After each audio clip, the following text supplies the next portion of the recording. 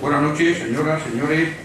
Bienvenidos al segundo acto, a la segunda conferencia de este ciclo Badajoz y la Guerra de la Independencia, que dentro de los acontecimientos y celebraciones que se están llevando a cabo desde el principio de año con ocasión del bicentenario de este acontecimiento, ha organizado el Ayuntamiento y el comité que acompaña al Ayuntamiento en esta efeméride. Esta noche tenemos entre nosotros a don Fernando García de Cortázar, historiador, cuya presentación va a realizar don Julián Quirós, director del periódico Hoy.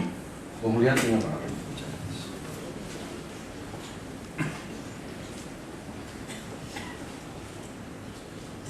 Se me oye, ¿verdad? Buenas tardes, buenas noches ya a todos, bienvenidos. Bueno, yo guardo cerca de mi mesa un libro ya bastante gastado, sobado, muy subrayado, de Alianza Editorial, que me ha acompañado en todos mis trabajos desde 1994, que lo compré y lo leí. Lo leí entonces del tirón, con gusto, con la idea un poco de refrescar los conocimientos de la historia de España que dimos algunos años antes en el instituto. Es un libro escrito de una forma muy sencilla, muy divulgativa, pero con una enorme voluntad de estilo, cargado de claves, de referencias cruzadas, muy enriquecedor. Luego lo he consultado muchas veces buscando la fecha, el dato o la precisión.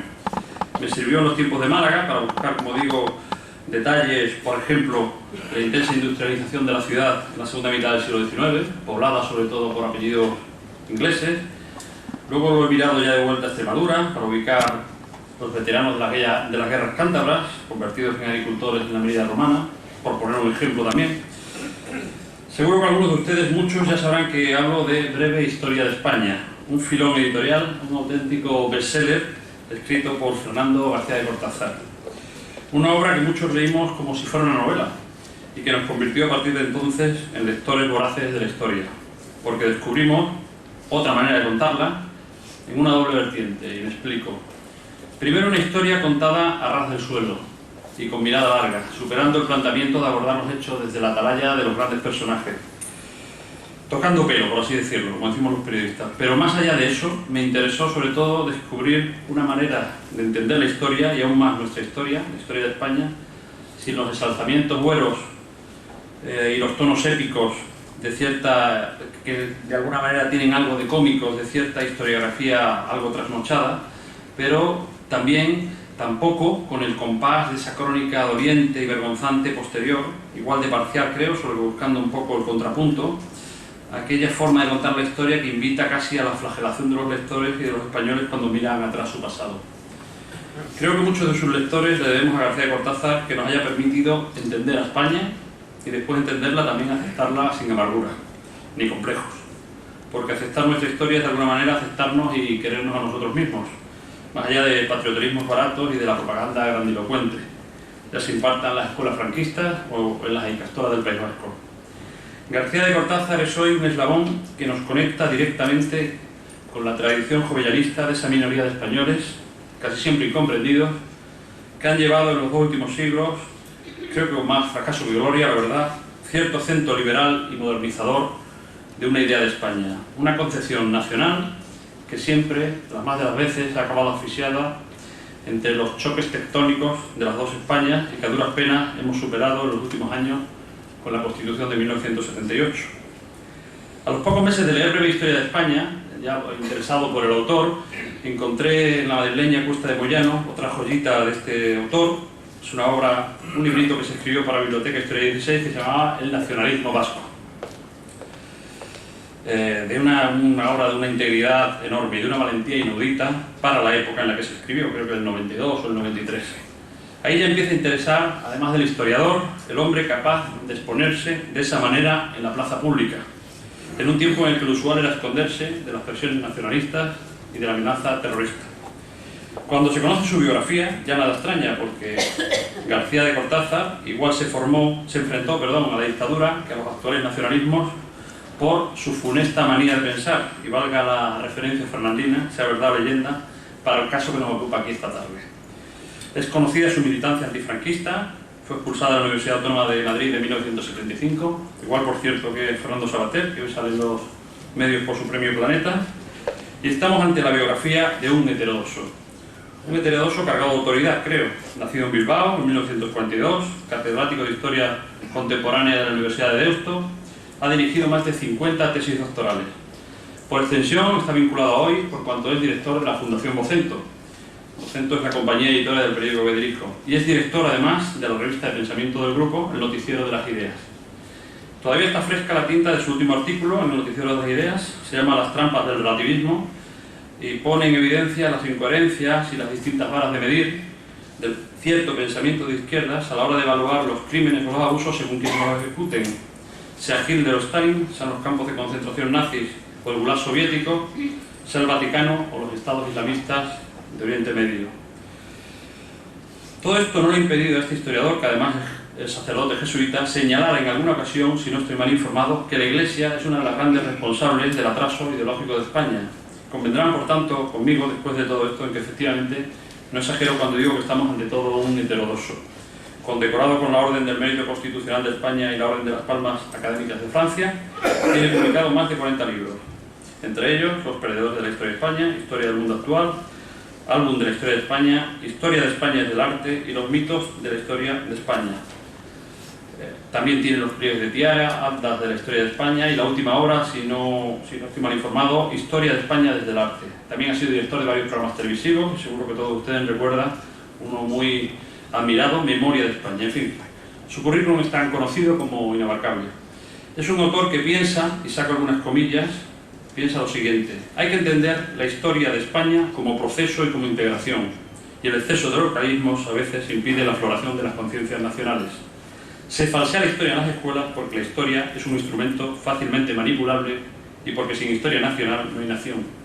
Somos hijos de Roma, lo que nos ha quedado del mundo árabe no es tan importante. Roma nos dejó la lengua, el derecho, la religión mayoritaria y la ordenación del territorio. La historia de España no es la de un fracaso, sino la de una gran nación cuyos límites geográficos están configurados desde hace 5 siglos. Se llevan estas frases recogidas en recientes entrevistas e intervenciones públicas para conocer un poco al autor.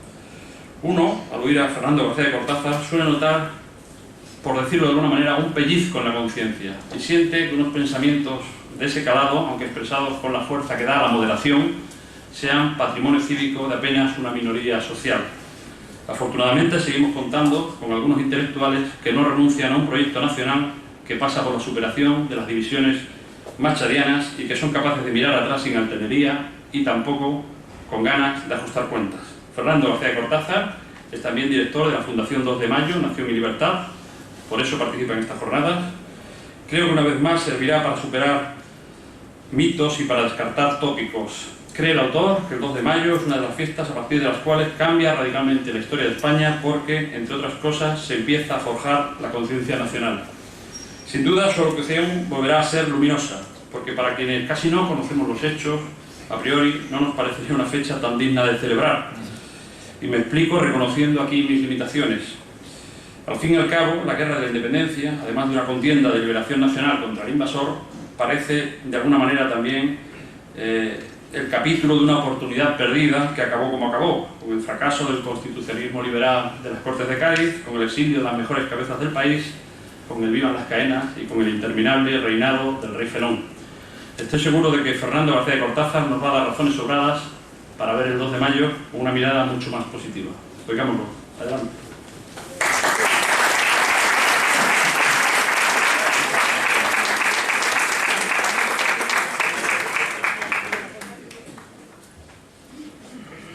Buenas tardes, queridos amigos. Mi querencia al atril, al micrófono, se justifica por mi doble condición, ya que ha dicho nuestro querido amigo Julián Quirós, de profesor y de sacerdote, aunque no esté muy acostumbrado a los púlpitos eclesiásticos y sí a la cátedra universitaria. Cuando en plena Edad Media Urbano IV pensó en crear una fiesta que celebrara la Eucaristía, que es la fiesta del Corpus Christi, llamó a dos grandes teólogos de la época, a Santo Tomás y a San Buenaventura, para que crearan, para que escribieran un gran himno a la Eucaristía. Y al cabo de un mes, pues les llamó para pedirles cuenta de lo que habían escrito. Y entonces Santo Tomás leyó el magnífico Pange Lingua Gloriosi Corporis Mysterium, que ustedes conocerán bien por la liturgia o bien por la canción pop del grupo bilbaíno Mocedades. Y entonces San Buenaventura, al oír ese himno tan maravilloso, tan tunervo, etcétera, etcétera, pues rompió lo que él había escrito. Yo, después de la presentación tan magnífica que me ha hecho Julián Quirós, también debía romper mi conferencia para que ustedes se quedaran, diríamos, con el buen sabor de esta presentación inaudita, porque normalmente los presentadores suelen coger la solapa, como a veces ocurre con las recensiones de los libros, la solapa de un libro. En cambio, Julián Quirós, el director de hoy, ha tenido la enorme amabilidad de hacerme esta presentación tan generosa y tan concienzuda, ¿no? Y contando algunas cosas que, pues ya, pues, que son poco conocidas, como por ejemplo, pues el 1975, cuando Fernando Sabater y yo tenemos que abandonar la Universidad Autónoma de Madrid. Muchas gracias también a Alberto González, al Ayuntamiento de Badajoz, a esta sociedad anfitriona, Sociedad Económica Extremeña de Amigos del País, y a todos ustedes, porque me permiten hablar de España. Y también, como no, quiero dedicar esta conferencia a los que nos cuidan en el País Vasco. Quiero dedicar esta conferencia a los que, gracias a ellos, pues yo no tengo miedo a hablar. Nunca tendría miedo a hablar en Badajoz, pero probablemente en Bilbao sí, porque desde hace 8 años pues el Ministerio del Interior pensó que determinadas personas teníamos que ir acompañadas siempre por personas amables que también están en esta sala. Por eso digo que también a ellos, y en concreto el jefe de los escoltas nuestros era un extremeño que tuvo algunos problemas, precisamente un jefe de telas que tuvo algunos problemas aquí en Badajoz porque le estalló pues una bomba, etcétera, pues no sé, al desactivarla, etcétera, etcétera, que se llama Chemando. Sorprende que en un país tan propenso a la invención de pasados falsos quizá haya tan poco amor y tan poco respeto por las huellas verdaderas del ayer. Aquí a veces nada dura. En Badajoz había 16 grandes conventos, 16 instituciones religiosas, han desaparecido, pero quizás más de una de ellas hubiera sido merecedora de alguna placa en la ciudad. Aquí estuvo determinado convento. Yo paseo por la Gran Vía de Bilbao, de donde soy nacido, y donde estuvo pues un café histórico que se llamaba el Lion d'Or, al que iban Miguel de Unamuno y el doctor Areiza, y después el gran poeta Ramón Basterra. No está el café, por supuesto, pero tampoco hay una placa que recuerde al poeta de la revista Hermes. Toda huella de otro tiempo ha sido extirpada. Y así en otras muchas ciudades, por no hablar de la agresión a los paisajes, cuya belleza ha sido saqueada por la negligencia incívica y muchas veces también por la codicia caníbal de más de un constructor. Sin embargo, duran y quedan los prejuicios, las ideas más necias, las tradiciones más sonrojantes, convertidas ahora en intocables rasgos de cultura ancestral. Duran y crecen gracias al particularismo maniático de algunas autonomías, al esfuerzo y la palabrería y el dinero gastado en exaltar agresivamente las diferencias que el viajero no llega a distinguir y en inventarlas cuando no existen. A mí, cuando llego a una ciudad, me suelen preguntar, cuando llego a Extremadura, que siempre la amé desde niño porque mis padres me educaron precisamente en este amor nacional, y en una época en que se viajaba menos, a todos los hermanos, pertenezco a una familia de 12 hermanos, nos obligaban a viajar por España para que la amáramos. Y a mí, cuando vengo a Extremadura, me dicen: ¿qué tal? ¿Qué le parece nuestra tierra? Yo suelo decir: pero si esta es mi tierra, no les concedo a ustedes más derechos a gozar del paisaje, del paisanaje de esta tierra, que a mí, que he nacido en Bilbao. Como decía María Zambrano, personaje que suele gustar mucho citar a la izquierda, España es un país que no acepta su propia historia y la entiende muchas veces y la sigue entendiendo aún como sombra, como culpa. Un país cuyos ciudadanos tienen historia a pesar suyo, a pesar de que no la vivan, a pesar de que no se entreguen a ella, con la consecuente docilidad del europeo, especialmente del inglés o del francés. Miren ustedes qué texto escribió Lope de Vega en el siglo XVII, allá durante el reinado de los Austrias, en su obra La Dragontea, que yo creo que es de palpitante y triste actualidad en España. Dice: oh patria, cuántos hechos, cuántos nombres, cuántos sucesos y victorias grandes, pues que tienes quien haga y quien te obliga, ¿por qué te falta España quien lo diga? Cuando Napoleón se enteró de la derrota de su ejército en Bailén, el 19 de julio de 1808, derramó lágrimas sobre sus águilas humilladas, derramó lágrimas sobre el honor de los blasones franceses derrotados. Si la derrota hizo llorar al emperador, la victoria española aún resulta sorprendente a 2 siglos exactos de distancia, y es que Bailén se convirtió en un gran hito europeo. El general francés Foix, que combatió en España, escribió sobre la importante victoria de Bailén.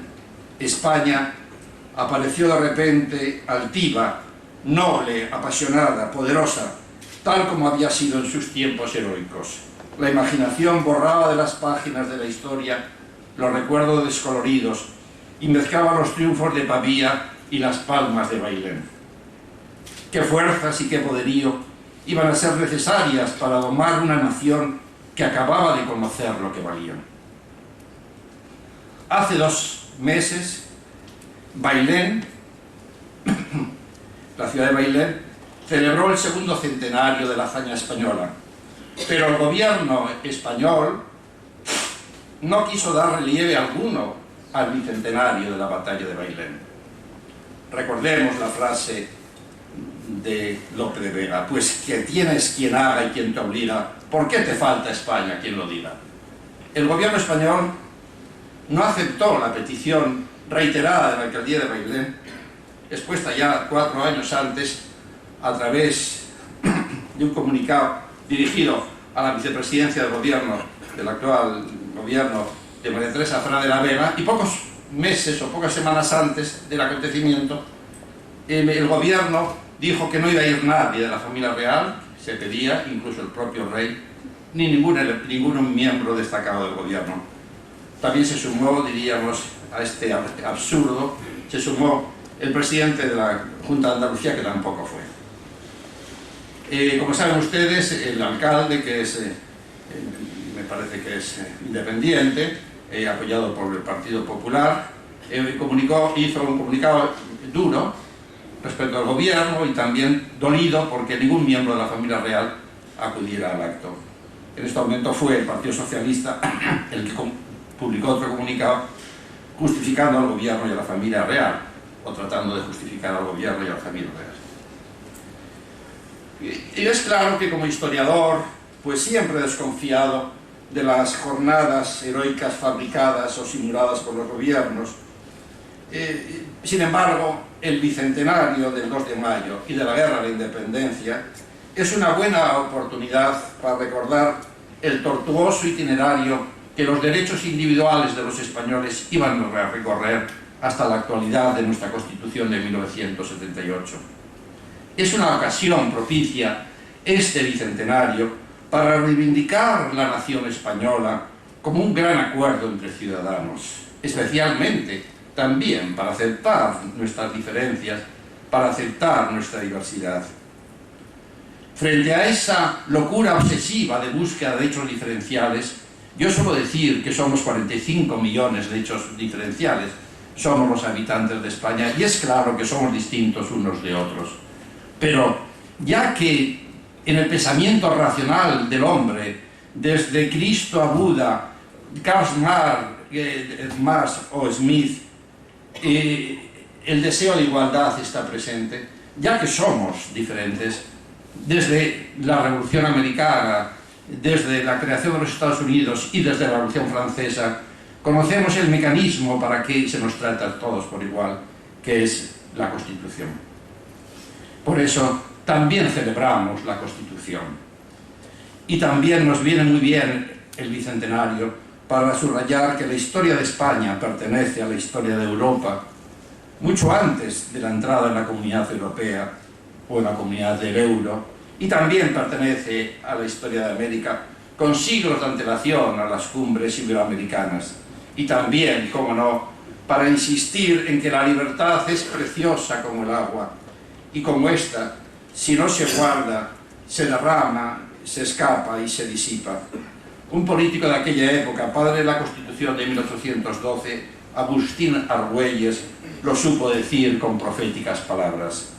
Vuelvo a repetirlo, Señor, un Estado se pierde igualmente entregándolo al enemigo o equivocando en los medios de salvarlo. Al mismo tiempo, un espectador profético de la carga del mameluco y del coracero sobre la multitud que respondía al arma blanca o de la desesperada resistencia de Daoiz y Velarde en el parque de artillería de Monteleón, la frase «perdida está España», la frase que se conjuran los dos, pero tú y yo moriremos por ella. Cualquier, como digo, espectador profético hubiera visto que un racimo de apariencias futuras acompañaba al pueblo madrileño en su inmenso clamor de dies irae contra el invasor francés. La sombra del guerrillero y la proclama del orador de las Cortes de Cádiz. La joven Alemania que corea a gritos las palabras del profesor Fichte. Se suspenderá el curso hasta el final de la campaña. Lo retomaremos en nuestra patria liberada o moriremos para reconquistar la libertad. La mirada victoriosa del orgulloso duque de Wellington posando para Goya. El paso apresurado de Simón Bolívar, que ya empieza a alzarse en el horizonte, y la independencia de las posesiones americanas, el pistoletazo suicida de Larra o la desolación de la quimera de Torrijos, pintado por Gisbert y cantado por Espronceda. Una lucha que convertiría el mapa peninsular en el plan estratégico de una batalla sin fin, mausoleo de los héroes y mártires evocados por la pintura histórica del XIX o la poesía como la de Mariana Pineda de García Lorca. La bandera que bordas temblará por las calles entre el calor entero del pueblo de Granada. Por ti la libertad, suspirada por todos, pisará tierra dura con anchos pies de plata. Como la nación en armas francesas en el año 1792, los españoles en masa en 1808. Porque es ahora, en mayo de 1808, cuando el pueblo real, el pueblo llano, generoso, verdadero, terrible también y admirable, se adelanta al primer plano de la historia y se empeña en actuar de altavoz y protagonista. Es ahora, frente a unas instituciones sumisas a los dictados del invasor francés, un ejército que abandona a los pocos oficiales unidos al arrebato pasional de los ciudadanos, una larga nómina de intelectuales que confían en las tropas imperiales y en una rey de dinastía napoleónica para la prolongación del despotismo ilustrado, y una burocracia y unos monarcas entregados a Napoleón, cuando pasa por la península ibérica, por toda España, estremeciéndola, el grito colectivo, el grito coral, arrebatado y memorable, izado por el pueblo madrileño. Las naciones, pregonaban los poetas, tenían vida propia y todo era cuestión de despertarles el alma ante el tirano. Es lo que sucedió en Madrid y luego en toda España a partir del 2 de mayo de 1808. La ira del pueblo madrileño hizo avanzar la historia de España en pocos años, de tal forma que la rebelión popular contra el ejército francés habría de convertirse en una insurrección nacional contra la tiranía por obra de los diputados de las Cortes de Cádiz. Paz, paz con los tiranos, guerra eterna, decía Martínez de la Rosa, convencido de que la guerra contra el invasor francés o traía al final del absolutismo o no era guerra. Patria no existe donde solo hay opresos y opresores, escribía un jovencísimo duque de Rivas. La fecha del 2 de mayo tiene en sí misma algo de bella bandera izada en primavera cuando florecen los parques de las ciudades y revientan las flores buscando un cielo nuevo. Junto al despertar de la nación, la jornada madrileña trae también la memoria de lo que a nosotros, dentro de España, a menudo se nos olvida, que es el recuerdo de una hazaña colectiva que asombró a Europa, que iluminó con su furia no solo nuestro país, desbarajustado por el secuestro de sus reyes, sino también todo un continente acobardado que, siguiendo el ejemplo del alzamiento madrileño, iba a oponerse hasta derrotarlo al todopoderoso Napoleón. Como saben ustedes, para el gran teórico de la estrategia, Clausewitz, la excepcionalidad de esta guerra viene también dada por ser la primera guerra total o guerra popular prolongada en la historia contemporánea. Y en esa contienda la guerrilla representó un elemento de primer orden. Fue un tipo de lucha con participación activa de la población civil, sin límite temporal o de espacio, en el que vanguardia y retaguardia se fundieron en un escenario bélico global. Esta guerra generalizada, de frentes indefinidos, anticipó las guerras de liberación nacional que se produjeron en el siglo XX y revolucionaron el mapa del tercer mundo. Así pues, conmemoramos no una guerra civil, como hay algún descerebrado que trata de hacernos creer, sino una guerra nacional. En los momentos culminantes de la guerra llegó a haber casi 50.000 guerrilleros, una alta cifra que solo se explica teniendo en cuenta el alcance de la resistencia popular a la invasión francesa. La guerrilla presupone el carácter nacional de la guerra, dice el historiador y maestro mío Miguel Artola, y manifiesta la colaboración plena del pueblo, sin la cual los guerrilleros estarían condenados a un rápido exterminio.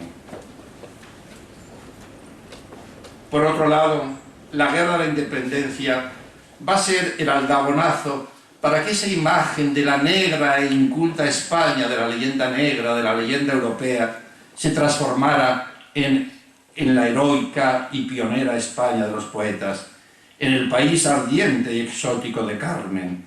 Gloria a los invencibles españoles, cantará Turgeniev desde Rusia, evocando el recuerdo heredado de la guerra de la independencia. Un pueblo glorioso vibraba de nuevo, escribiría Shelley con motivo de la Revolución de Riego. Un pueblo glorioso vibraba de nuevo, iluminando las naciones, la libertad de corazón a corazón, de torre a torre, sobre España esparciendo un fuego contagioso, en el cielo brillará. Todos conocemos, gracias a Goya, lo que fue el motín madrileño. Los hombres que apuñalan y vuelven a apuñalar, los abrazos del mameluco sorprendido por la resoplante furia de una multitud que responde al arma blanca, los caballos retorciéndose aterrados, avanzando a trompicones entre gritos y ruinas sanguinolentas, en medio de sombras que se arriman para cortarle los ijares a navajazos. Y después el fusilado que se yergue con los dos brazos en alto, la luz amarilla del farol en la camisa blanca, grotesco y sublime, anónimo e inmortal, símbolo y pesadilla del pueblo pululante y alucinado, de los chisperos, majas, lechuguinos, artesanos, toreros, soldados, frailes, beatas, rameras y pordioseros que se agitan y retuercen en la jornada histórica de mayo de 1808. Todo eso nos pasa por los ojos con un escalofrío de punzante lejanía siempre que nos detenemos ante los dos famosos cuadros de Goya, el 2 de mayo de 1808 y los fusilamientos de la Moncloa el 3 de mayo de 1808 en Madrid. Tras la explosión popular del 2 de mayo, tras el aullido nocturno de los fusilados de Goya, la noticia de la perfidia francesa se extiende por todos los rincones del país y la sublevación contra el invasor prende en una respuesta común que hermana las regiones españolas rompiendo las viejas barreras históricas y culturales. Las campanas tocan a degüello. España se precipita en una contienda brutal en la primera guerra de liberación de Europa, cuya prolongación y dureza cristalizaría en el ímpetu constitucional de Cádiz y en la definición de España como nación. Llamará de cólera el levantamiento del 2 de mayo flota, como también ha sido recordado por mi presentador, sobre la deserción de Fernando VII, primero de los napoleónicos españoles, y enciende la mecha de la guerra de la independencia como seísmo patriótico, como seísmo nacional que subleva a la vieja España contra el ejército imperial, y que ustedes van a tener de ello cumplida cuenta a lo largo de todo este ciclo. Lo sabe ver a tiempo el mismo Jovellanos, el gran hombre del momento, que se resiste a seguir las ofertas de sus amigos afrancesados para unirse a la corte de José Bonaparte, y comprende un porvenir donde el pueblo español exigirá ya el nombre de nación. En víspera del 2 de mayo, el Gobierno Nacional publicó una nota sobre el bicentenario de la Guerra de la Independencia, y María Teresa Fran de la Vega regaló a los periodistas el magnífico libro, y no me duelen prendas, de mi maestro Miguel Artola, Los afrancesados. Sin embargo, probablemente, a pesar de la belleza y de la categoría del libro, la intencionalidad quizá no era del todo excesivamente limpia, puesto que me parece que en este bicentenario, en donde, quitando estas iniciativas magníficas de Extremadura y de Madrid, pues tampoco había tantas desde el Gobierno Nacional, lo que se trataba era de acallar, quizás, a la otra parte que no fueron afrancesados. ¿Dónde está Jovellanos en el discurso del gobierno español?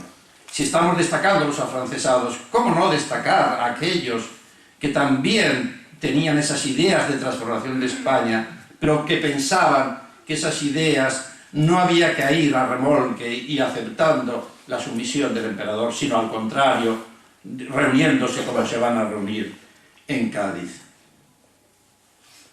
Por otro lado, la guerra de la independencia hubiera sido inconcebible sin una etapa previa de nacionalización de la sociedad española llevada a cabo por los ilustrados. Las referencias a un carácter nacional determinado por la geografía, el clima, la historia, las costumbres, son muy frecuentes entre los ilustrados españoles.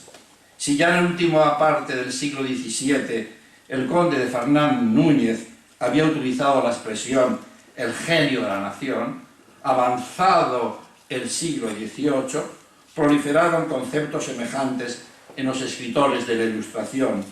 A partir de entonces, términos como España o Francia ya asumen una forma nacional y empieza a perfilarse una imagen política de esos países que se superpone a la idea de unos territorios cuyo único vínculo era el ser súbditos de un mismo rey.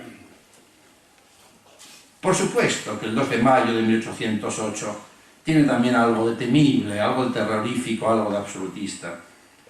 Esa atmósfera de cataclismo de mayo de 1808 da miedo a personas moderadas, piensen ustedes por ejemplo en un Blanco White, que recelan de un pueblo exhortado desde los púlpitos a guerrear las guerras del Señor contra sus enemigos, los franceses libres.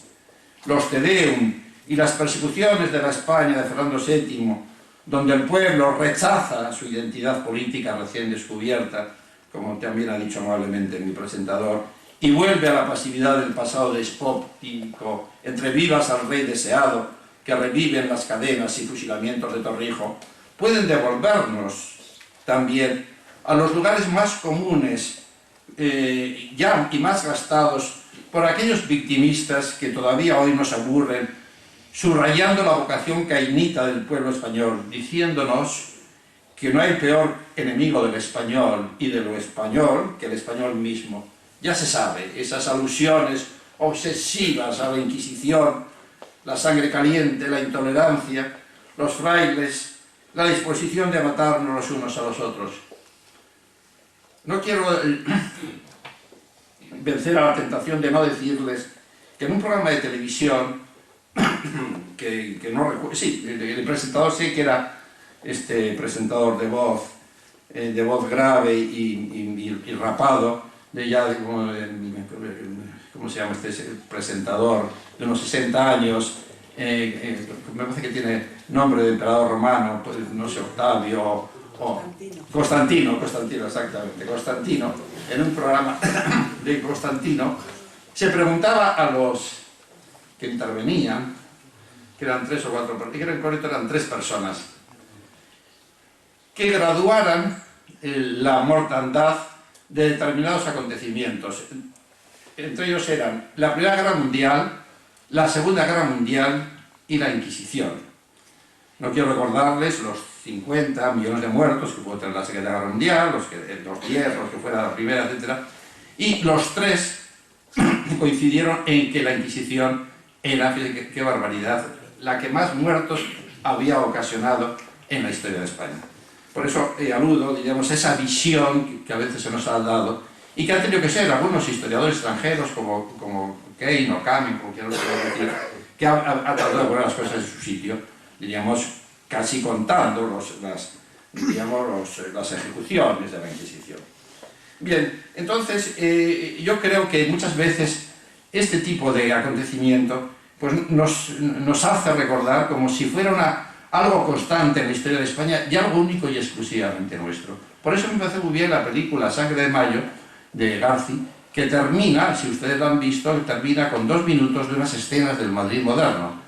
Es decir, no es el Madrid navajero, de las rameras, de los frailes, de los santones, etc., sino que es también el Madrid moderno. Ese Madrid que de 1808, que por obra de la transformación del 19 y del 20, el espíritu constitucional e igualitario, se traduce en este Madrid del 2008. Por otro lado, junto a la vocación, como he dicho, en este bicentenario, de un episodio nacional que asombró al mundo, convendría también poner de relieve que las pasiones sectarias y enfrentadas no son ni han sido nunca exclusivas de nuestro país.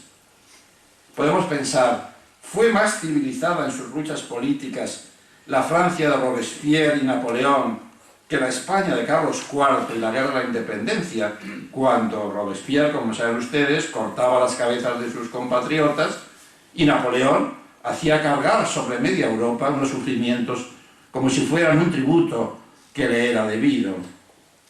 Por otro lado, si el progreso estaba representado por los soldados franceses que mataban, que robaban, que violaban en España, podemos recordar nuestros viajes por el gran patrimonio artístico español, cuando nos dicen, por aquí pasaron los franceses y arrasaron esta determinada catedral, este determinado convento, llevaron sus obras de arte, etc.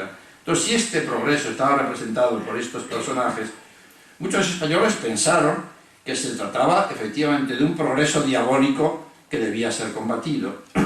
Por otro lado, y esto hay que decirlo, el Napoleón de 1808 no es ya ese representante de las luces de la Revolución Francesa, sino es el emperador hegemónico, borracho de victorias y usurpador de reinos y regiones.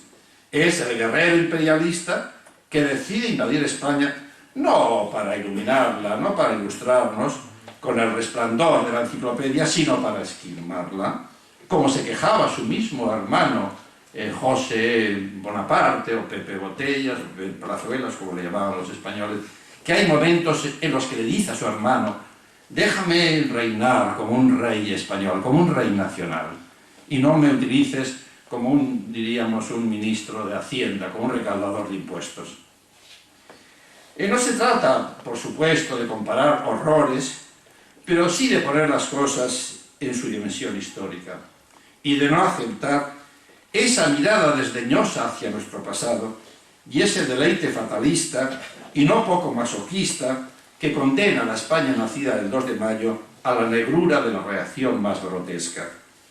El bicentenario del 2 de mayo y de la Guerra de la Independencia nos puede servir también para recuperar la reflexión nacional de la historia de España. Reflexión nacional sin pesimismo ni llanto. Nos han hecho mucho daño a los españoles y nos siguen haciendo la historia que nos han contado, la historia de España como la historia de una gran decadencia. la historia de España como la historia de un naufragio continuo, la historia de España como una especie de requiem, ese requiem que a partir de los reinos de los Austrias mayores, al caer el siglo XVI, va a encadenar la nación liberal en el siglo XIX, asfixiándola despiadadamente. No es esa nuestra historia de España. Esa imagen que nosotros hemos percibido de la imagen de la historia de España quizás ha sido porque también hemos contado con los mejores poetas que han cantado la decadencia. Pero deleitémonos con los poetas, pero los poetas no son historiadores. Ni el propio Quevedo, admirable, cuando decía, mire los muros de la patria mía ya desvencijada, etcétera, etcétera, etcétera. España todavía está en un momento hegemónico en el mundo. Y claro, y si efectivamente en 1898, en el llamado desastre, también contábamos con esa gran floración de poetas, de pensadores, etcétera, que les dolía España y que lloraron por España. Pero así todo habría que recordar que en 1898 los españoles, cuando se estaba hundiendo la flota americana y se estaba diciendo adiós a 4 o 5 siglos de posesión americana, pues se estaban celebrando los toros y se disputaban entre un torero u otro torero. Y al mismo tiempo habría que recordar que a partir de entonces comienza una época de enorme desarrollo cultural para España, que habría comenzado ya unos pocos años antes con el Fortunata y Jacinta de Pedro de Galdós o la Regenta de Clarín en torno a 1880, 83, etc. Y que terminaría con la magnífica generación poética de 1927, truncada por la Guerra Civil. Generación que no es solo la generación del 98, sino que también incluye la generación europeísta de 1915, de los Ortega, de los Azaña, etcétera, etcétera. Momento cultural como pocas veces ha tenido España a lo largo de su historia, de tal forma que podemos hablar, como dice José Carlos Mayner, de una segunda edad de plata, una edad de plata, una segunda edad de oro. Pues efectivamente, eso también tenemos que recordarlo. Por supuesto, sin abombar el pecho ni levantar el brazo en alto, pero sí sabiendo que pertenecemos a un país admirable, sin cuya historia, la historia de la humanidad también sería distinta. Sin la aportación de los españoles, no solo a la belleza, no solo a la belleza literaria, no solo a la belleza pictórica, no solo al derecho internacional, etcétera, sino también al pensamiento, etcétera, etcétera, pues la sociedad, yo creo que el mundo sería distinto. Por otro lado, todo lo relativo al 2 de mayo yo entiendo que es materia épica, materia de esa parte del sueño que nutre la memoria colectiva de los pueblos, pero entre el paso sonoro de los coraceros y los dragones imperiales, entre las descargas de fusilería de quienes disparan sobre la siniestra escenografía de los paredones enrojecidos por la sangre, tras aquel estremecimiento antifrancés, en el espinazo de España, también hay un lugar para otro sueño poblado de no menos quimeras del sentimiento, que es la revolución liberal. La nación que se va a afirmar como nación abierta, progresista, en 1812, y cuya gran cohesión en la guerra de la independencia demuestra que ya palpitaba, como he dicho antes, ahí en el siglo XVIII, gestándose en el discurso de los reformistas ilustrados y de los hombres de letras y de acción de la generación de Quintana y Marchena, y también hechizados por el ejemplo de la Revolución Francesa. Por eso, porque si efectivamente, tras el levantamiento madrileño, la movilización partió de la Iglesia y de la nobleza en defensa de sus prerrogativas, y Marx, que fue muy aficionado a esta época, lo recuerda muy bien, la diferencia que había entre unas élites y el pueblo que luchaba por ideas del antiguo régimen, lo que hay que también recordar es que la prolongación de la guerra va a favorecer la obra de jóvenes jacobinos que se habían unido al pueblo contra el invasor francés y dejado de lado los afrancesados de la corte de José Bonaparte. Para entonces, la dinámica de guerra contra un ejército extranjero había hecho surgir un creciente sentimiento de unidad entre los habitantes y territorios de España, un anhelo, y esto es textual, de que suceda el espíritu de la nación al espíritu de la provincia. De los Conde Toreno, Argüelles, Flórez Estrada, Muñoz Torrero, Martínez de la Rosa, etcétera, etcétera, puede decirse lo que escribe La Forest del poeta Quintana: partidarios ardientes de la Convención, moderados admiradores del Directorio, enemigos jurados del Bonaparte del 18 de Brumario. Tras ellos, que se rebelan por devenir algo nuevo y mejor que el antiguo régimen, amanece en Cádiz el sueño liberal del constitucionalismo y nace en España la promesa de una nación de ciudadanos iguales en derechos y en deberes. El antiguo régimen, decían los profetas liberales, limitaba con la ceniza. La utopía, repetían los héroes románticos, era la verdad del mañana. Y hasta el último detalle quisieron regular los arquitectos de la Constitución de 1812, cuyo diseño de Estado unitario imponía los derechos de los españoles por encima de los históricos de cada reino. Yo quiero, dice Muñoz Torrero, durante los acalorados debates de Cádiz, certificando con su oratoria la urgente necesidad de una ordenación racional del territorio, yo quiero que nos acordemos que formamos una sola nación y no un agregado de varias naciones. Si Goya es el mejor reportero gráfico del levantamiento de 1808, Galdós es el más grande de sus cronistas. Tenemos la suerte inmensa de tener a un Galdós para que nos meta en la historia de España en el 19. No sé quién es el que dijo que prácticamente todas las visiones que el español medio tiene del 19 las ha bebido o las sabe por Galdós. Benito Pérez Galdós poseyó el dominio pleno de aquella época. Entendió la revolución liberal como un avance de las ciudades sobre el campo, y en su retrato literario, histórico de una España habitada por las quimeras del sentimiento y poseída por la discordia, quiso esculpir y hacer pedagogía del presente en sus magníficos episodios nacionales, que yo creo que también en este bicentenario conviene, y siempre hablando de los clásicos hay que decir, releer a Galdós. Solo en las páginas de las novelas ejemplares de Cervantes, en los cuadros de Velázquez y de Goya, y en el abigarrado mundo de la novela picaresca del siglo de oro, pueden el historiador y el lector encontrar esa plena verdad, esa mirada justa e implacable que el escritor canario emplea para describir las escenas de una nación que al mismo tiempo ha sabido vivir y soñar en la experiencia de la más angustiosa desventura.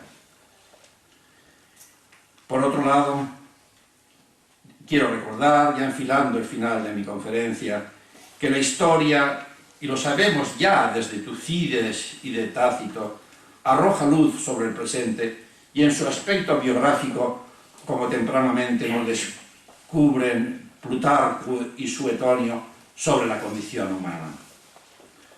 Los centenarios pueden ser temibles, pero al mismo tiempo, si se evita maquillar los hechos, si no se manipulan para fortalecer el victimismo, y creo que esto está ocurriendo, nos está manipulando, más que en aquellas comunidades gobernadas por nacionalistas que tratan efectivamente de acallar y de silenciar este hecho nacional. Piensen ustedes en Cataluña, que no han creado ni una sola comisión para esto, cuando nosotros de niños estábamos todo el día con el tambor del Bruc, con los dos sitios de Gerona, las acciones sobre Tarragona. Piensen ustedes en el País Vasco, la importante batalla de Vitoria, que el propio Napoleón compondría una pieza musical para recordarla, los nombres de tantos guerrilleros con nombre vasco, etcétera, etcétera, que también tratan de silenciar, porque en esos momentos ellos están afirmando su nación vasca o su nación catalana. Por eso digo, no, este centenario no sirve ni para exaltar agresivamente las diferencias con la otra y con Francia, sino al contrario, y el embajador francés está participando en todos, puesto que no es nuestra afirmación frente a Francia, sino frente, diríamos, a una historia pasada. Y sí es el recuerdo de que el modelo de Francia de nación también nos beneficia a nosotros, y es la nación.